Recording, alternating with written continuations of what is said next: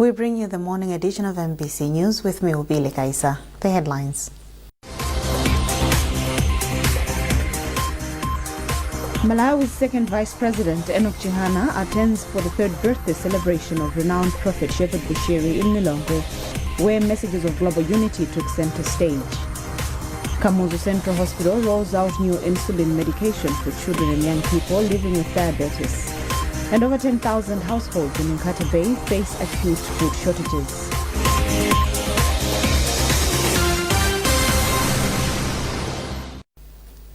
And now the news in detail.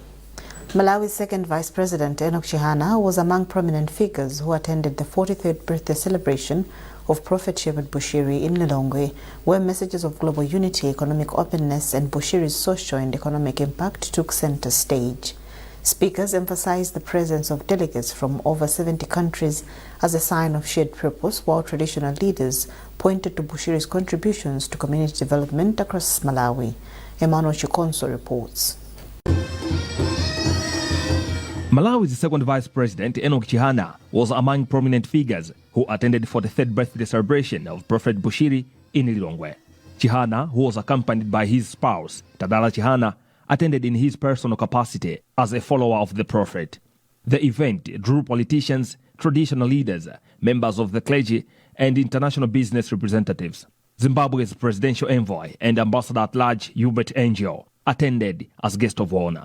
Prophet Bushiri said the presence of representatives from more than 70 countries symbolized what he described as global unity and shared purpose. Ambassador Angel told the gathering that allowing influential religious and business figures to operate freely reflects positively on a country's economic environment. To have a prophet, a son of the soil, like Prophet Bushiri, is a blessing to the world, not just to Malawi, to the whole world. And you are proof that he is a blessing to the world by being here. Look around, that's a coat of many colors. Traditional leaders were also in attendance.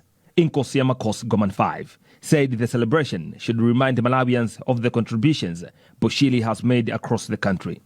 The support he provides to all peripheral of people, be it financial, mental, spiritual, is something that we all appreciate. And we thank God for his continuous support in the communities and even at national level. And we pray that God should continue to bless him with wisdom, knowledge, and great understanding and good health.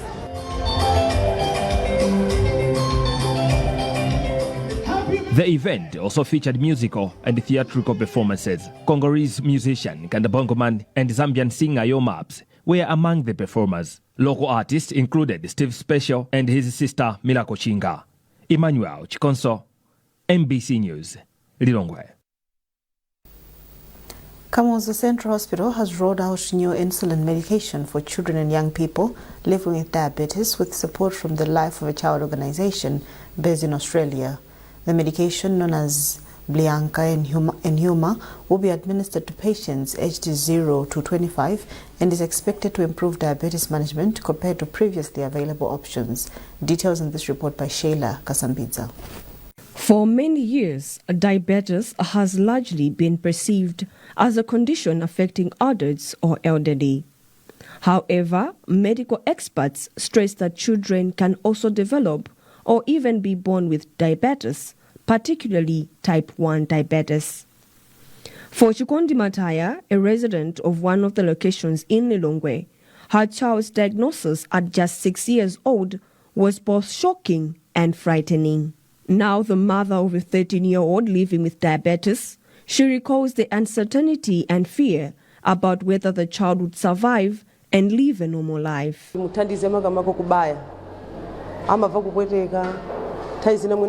Injecting her has always been a problem, but we still help her. And we have seen a great improvement. Her health has improved than it was before. We came here, and yes, we were helped.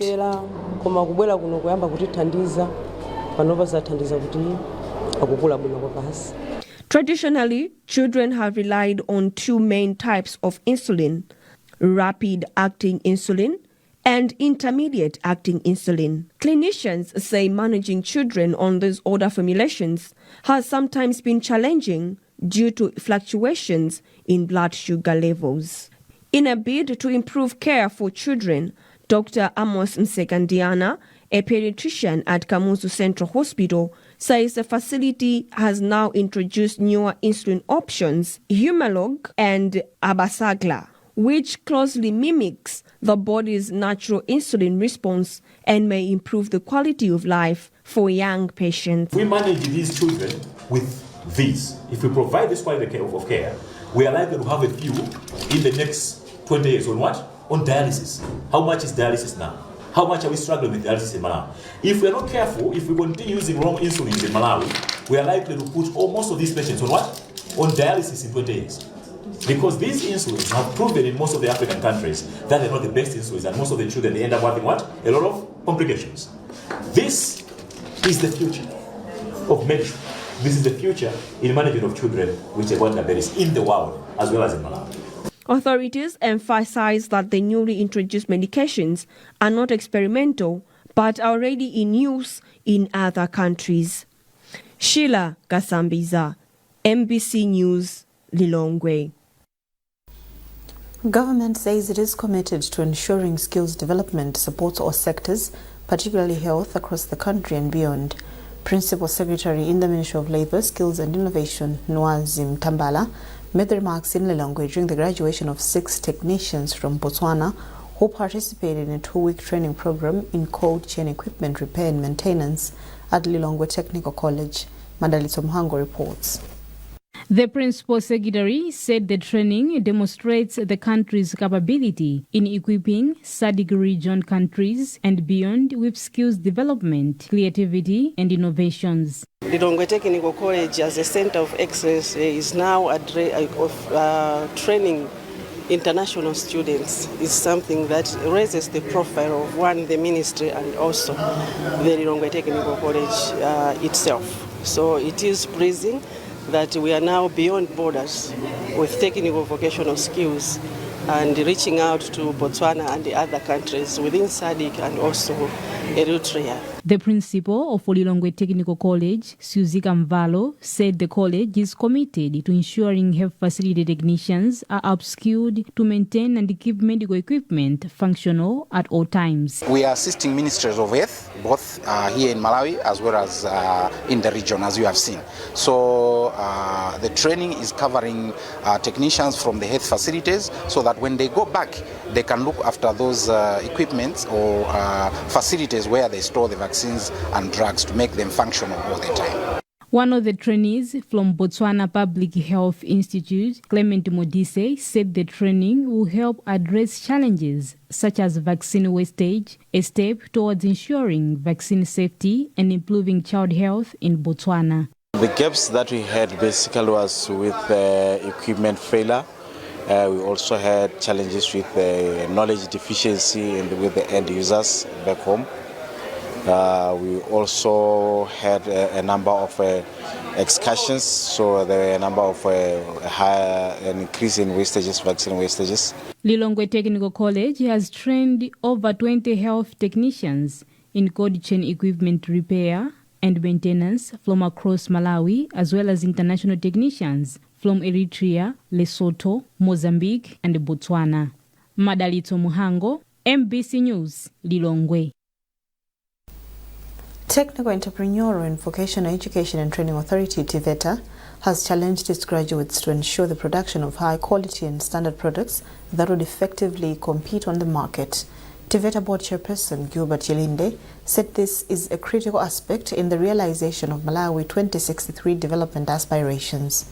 He made the call during the awarding of certificates to students in technical skills at Kindo Orphanage Outreach Center in Traditional Authority Kalonga in Salima District.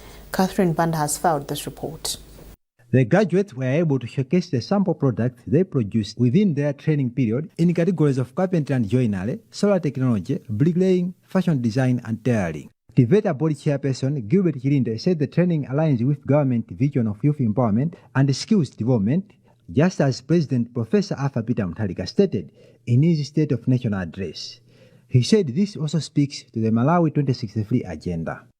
Chilinde said moving forward, they have in place proper measures that will help enhance the standards, quality and value addition of TEVETA graduate products to compete effectively on the market and to reduce over-dependency on imported goods. He said he believes the graduates will make use of skills they have gained accordingly. We invite back those we have trained to a number of workshops and meetings, train them for some time, targeting at them to improve the productions they do, the products they put on the market.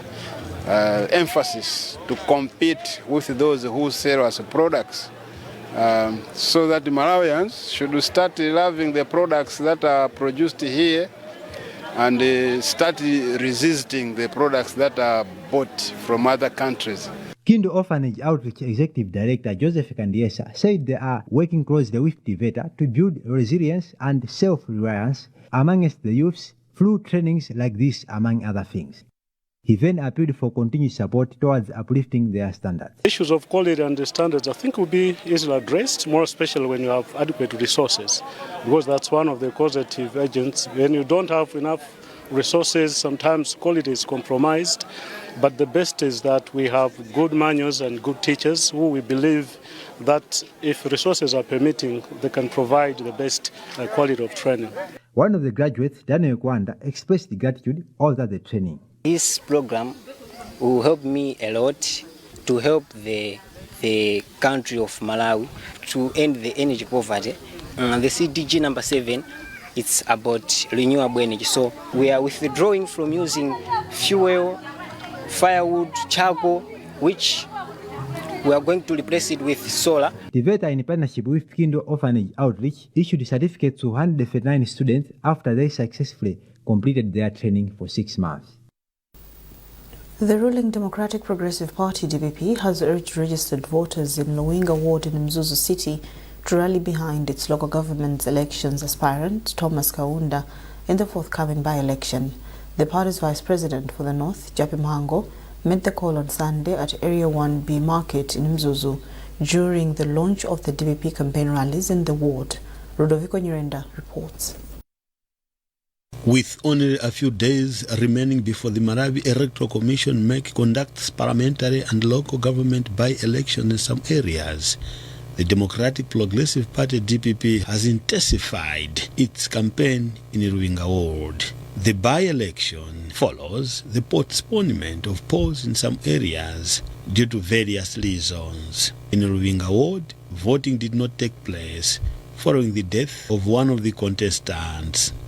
Speaking to the residents gathered at Area 1B during the launch of DPP campaign rallies, DPP Vice President for the North, Japi Mhango, said challenges facing people of Lowinga would become a thing of the past if they vote for a DPP councillor to represent them at the council. Our coming here was to appeal to people of Lowinga to vote for Boss Kaunda, who is our candidate in this ward, so that he helps this ward with the development projects.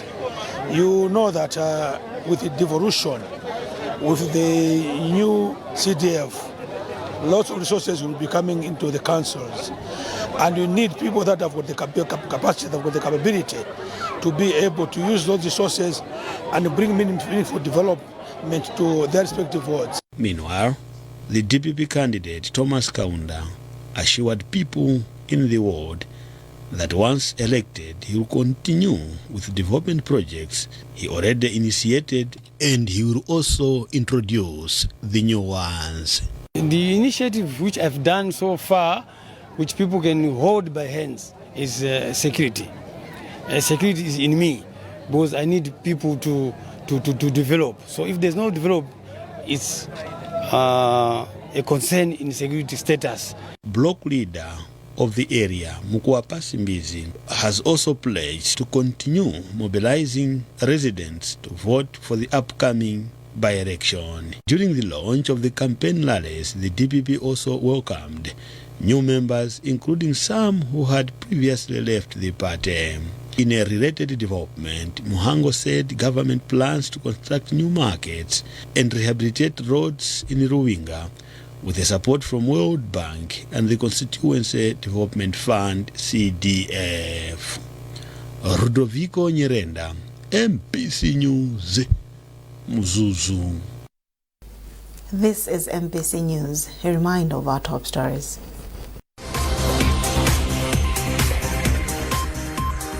Malawi's second Vice President, Enoch Chihana, attends for the third birthday celebration of renowned Prophet Shepherd Bushiri in Lilongwe, where messages of global unity took center stage. Kamuzu Central Hospital rolls out new insulin medication for children and young people living with diabetes. And over 10,000 households in Nkata Bay face acute food shortages.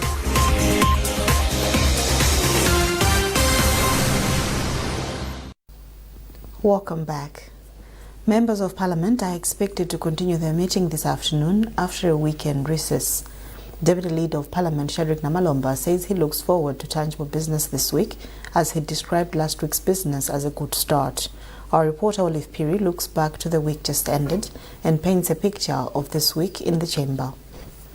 The first week of the second meeting of the 52nd session of Parliament centered on questions to ministers for oral replies and debate on the State of the Nation address delivered by President Professor Arthur Peter Mutharika during the opening of the meeting. Ministers of Transport and Public Works, Health and Sanitation and Homeland Security tackled a number of questions from the members, seeking updates on construction of roads in the country, as well as health and security issues.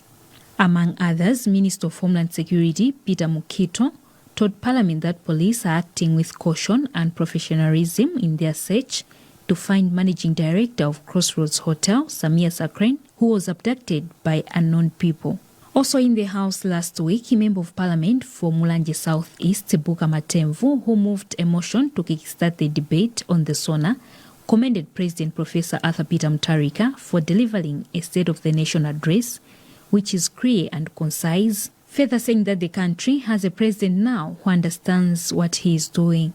A number of members commended President Mutharika for introducing free secondary education and facilitating the reduction in the prices of maize and other commodities. The House could not go without controversies. One such issue was brought in by member from Zimba South, Emmanuel Jere, who moved a motion to allow the House retable the Constitutional Amendment Bill on CDF. The House could not agree on whether to discuss it or not, as voting could not proceed due to power outages. The issue also led to 5 opposition members being suspended from the House, then the MCP members boycotting deliberations on Friday. Deputy Leader of the House, Shadrack Namalomba, says the deliberations have commenced well, as members from both sides are speaking highly of the State of the Nation address. Namalomba, however, condemned the opposition MCP for boycotting Friday deliberations. It's been a wonderful week, of course, with one mishap, but we continued with we started with the debates on the SONA, and members from both sides, from the government side as well as from the opposition side, rose in support of the SONA and in what the president had given direction. The parliamentarians are expected to continue debating the SONA from today up to Friday morning. Some ministers are also expected to respond to questions from the members, while others may present ministerial statements before the Minister of Finance presents a budget statement on Friday, 27th February. Olive Piri, MBC News, Lilongwe. Nkata Bay District Council officials say over 10,000 households are facing food shortages. District Development Officer for the Council, Jacob Moloko, confirmed the development and described the situation as worrisome. George Mkandawiri reports. According to Moloko, many families are struggling to access adequate food due to poor harvests and economic challenges. Moloko has since commended Kunyanja Private Secondary School for donating maize and cash amounting to 13 million kwacha to 250 vulnerable households from 20 villages under Senior Chief Mkumbira in the district. He further urged communities to embrace irrigation farming to avert recurring hunger, saying reliance on land-fed agriculture continues to expose households to food insecurity year after year. We commissioned the Linga irrigation scheme, and then we were also about to commission the Mzenga irrigation scheme and other schemes that are already existing in the district. Apart from that, we have a department, the agriculture department, which is responsible for supporting farmers, training farmers to adapt to climate changes, which is a big issue now in terms of agricultural production. Kunyanja Private Secondary School Board Chairperson Senior Chief Mkumbira said the donation is part of the school's routine community support initiatives. For Kunyanja Private Secondary School, it has been our routine that all the previous years, when it comes to months of January, February, March, which is lean period, where most areas face hunger, most villages face hunger, we thought it wise to put it amongst our program that we should be distributing relief items to the most vulnerable people who have surrounded this Kunyanja Private Secondary School. In fact, we have done this for the past 3 years by now. One of the beneficiaries held Kunyanja Private Secondary School for the donation.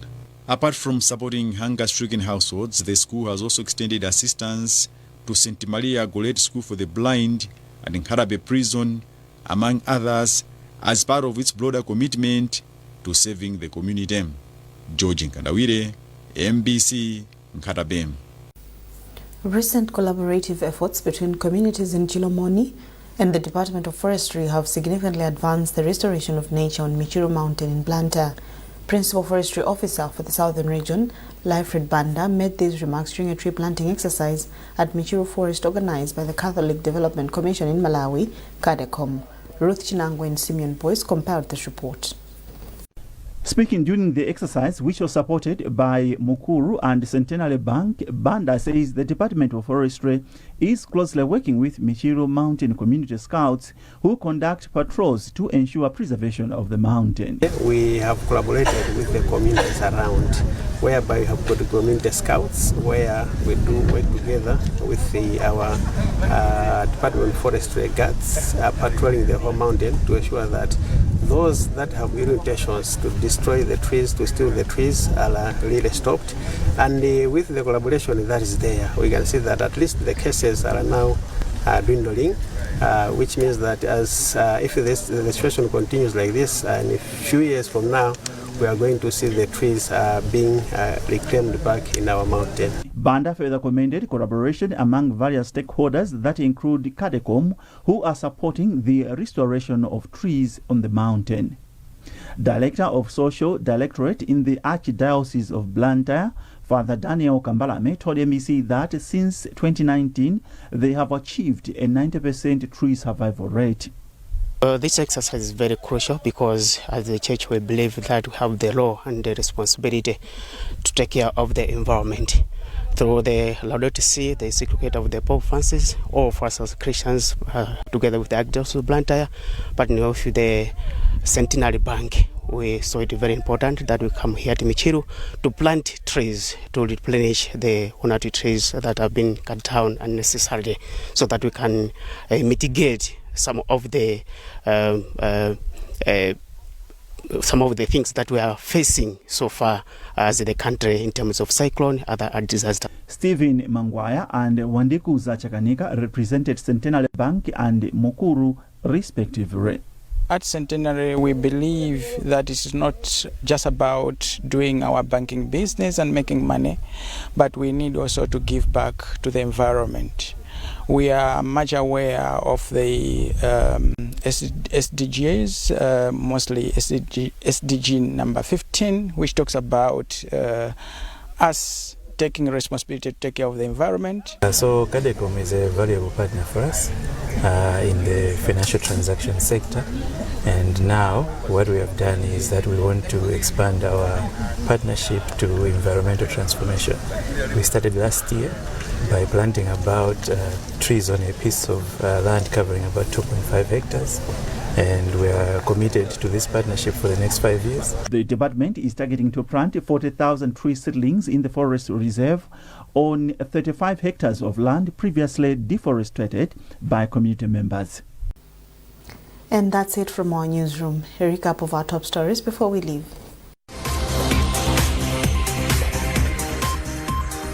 Malawi's second Vice President Enoch Chihana attends for the third birthday celebration of renowned prophet Shepherd Bushiri in Lilongwe, where messages of global unity took center stage.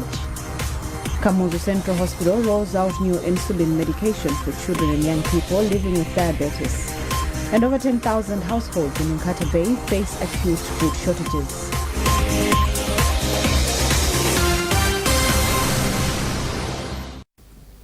Keep up to date with our news coverage on our digital platforms by scanning the QR code at the top right corner of your TV screen. You are with me, Opile Kaisa. Thanks for watching. Have a lovely morning.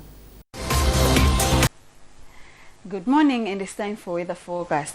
Isolated thunderstorms and rains, which will be heavy in some areas, especially along the lakeshore, are expected to persist over the country, accompanied by occasionally windy conditions, which will also be blowing over our lake water bodies such as Lake Malawi. Hence, we are still advising all lake users, including fishermen, to continue being very observant. We are also expecting warm to hot temperatures to persist over the country. This is all due to the influence of this high pressure system, which is pumping in fairly moist and cool southeasterlies into the country, influencing slightly unstable conditions. This is why this morning, mostly cloudy conditions are persisting over the country, accompanied by isolated thunderstorms and rains, which are heavy in some areas along the lakeshore,